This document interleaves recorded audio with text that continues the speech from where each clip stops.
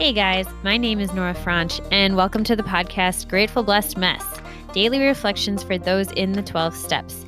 I am a fellow 12-stepper and certified mindset coach, and I am here to introduce you to the value of mindset coaching in your 12-step journey.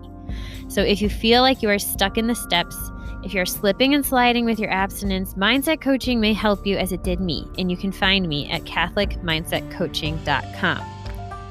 These episodes are meant to invite you in to consider the truths of 12-step wisdom and to join in the very real struggle of living them in action. I hope that it feels almost like a mini meeting, and I invite you to contribute your own share on the Grateful Blessed Mess Facebook group to keep the discussion going. My comments are based on my own experience, so feel free to take what you like and leave the rest. But my hope is to encourage you on your own daily 12-step journey. As they say, you cannot stay clean on yesterday's shower. So without further ado, let's begin.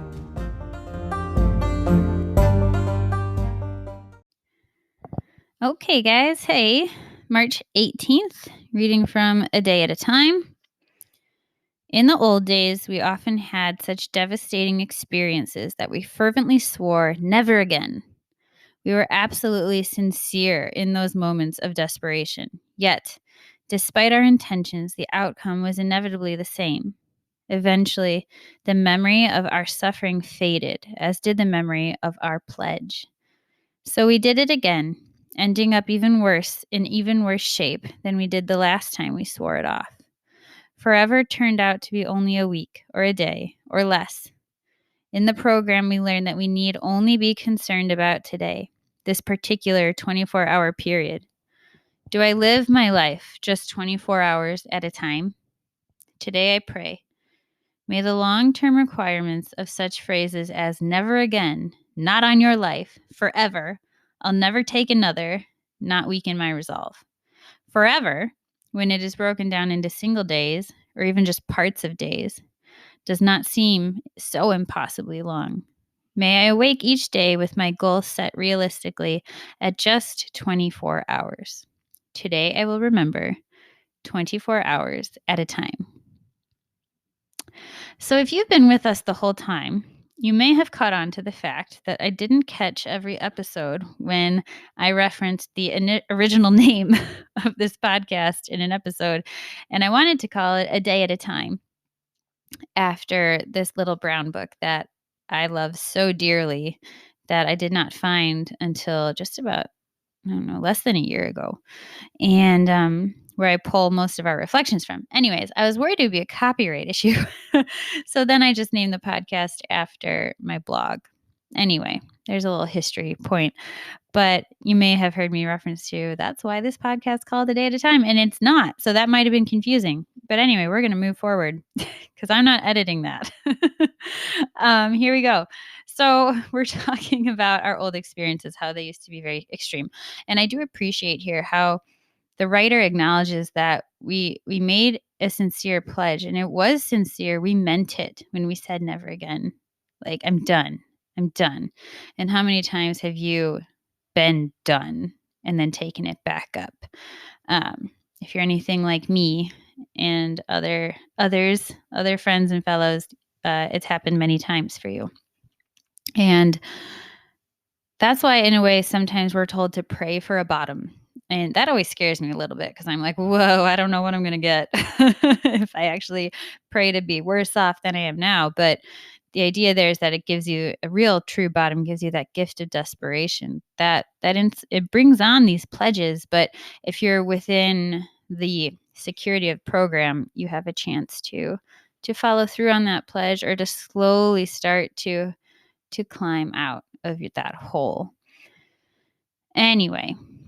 So what I want to say is if you're someone who has given a pledge or multiple pledges, just swear it off.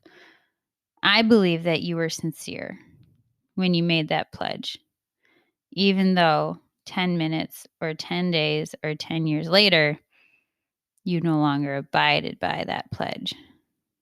Because there's something within us that's fractured when we are in our disease, or that leads us to engage in our disease. And so I really think this, and just go with me here or just tolerate me, that, you know, that phrase, a house divided cannot stand.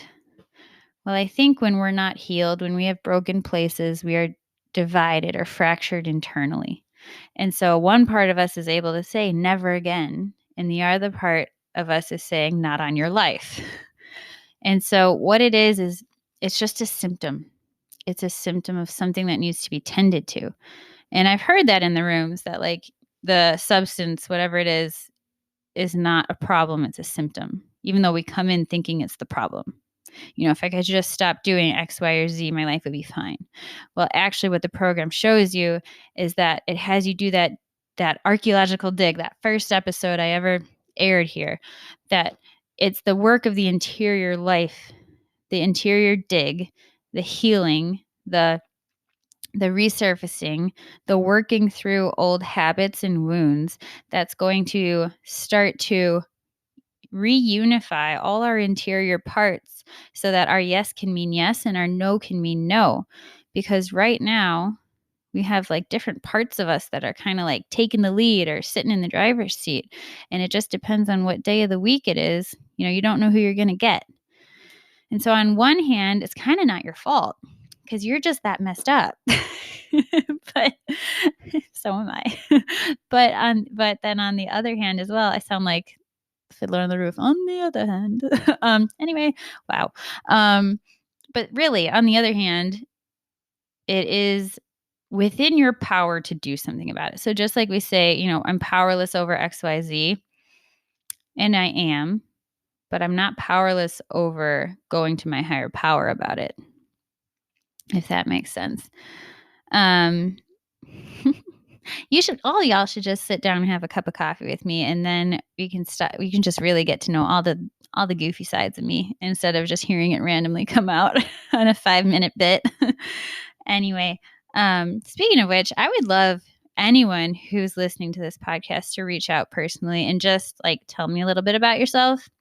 You can find me at the Grateful Blessed Mess page on Facebook or the website, my blog, Grateful Blessed Mess, that hosts this podcast, or you can just email me at norafranche@gmail.com. And I would love to hear from you and hear how this is touching you, or, you know, share your own personal story, or just say that you like it and I'm doing amazing and keep going. Or if you want to leave a review on Apple Podcasts, that would be really cool. Someone did the other day and I was so touched. That was just wonderful. Anyway, to get back to it, because that's why I'm here. We want to stay away from this extreme thinking and talking. So this is something I've learned in my coaching, is that these all or nothing phrases, this binary thinking, this extreme language of never again, or I can't do this, I'll never be able to do this.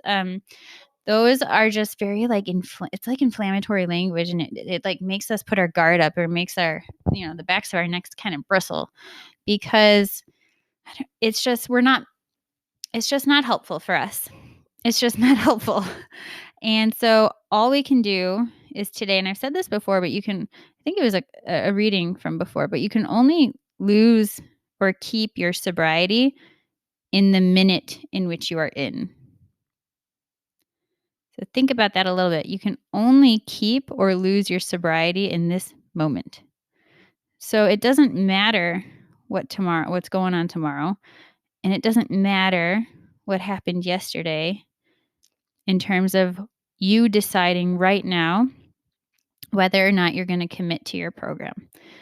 So I say that to empower you, not to pull you in the other direction. I want to empower you. Like, all that matters is this minute that you're in. It doesn't even have to be a day at a time. For right now, it can be a minute at a time. And then for this minute, I want to ask you to, get down on your knees and say, God, I can't. You can. And I'm going to let you. With that, I pass.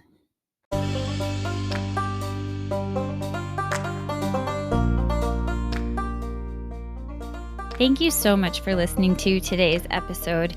If you feel that mindset coaching could help you on your 12-step journey, please feel free to reach out and find me at catholicmindsetcoaching.com. But more than that, it's important to me to give listeners like yourself a place where you do not need to feel alone on your 12-step journey. And for that reason, I've created a Facebook group. It's called Grateful Blessed Mess. And it's a place where listeners can go to add their own commentary on the share for the day, in addition to my own, and for us just to have a conversation or start a back and forth where people can find support in their 12-step journey. This is not a replacement for 12-step work. This is something outside of the 12 steps. It is simply something that has a heart for the 12 steps and those who are in it. And so, welcome. If you are here, chances are you may also be a bit of a mess. And I hope that you can learn to find some gratitude in the blessings that have come from your messes.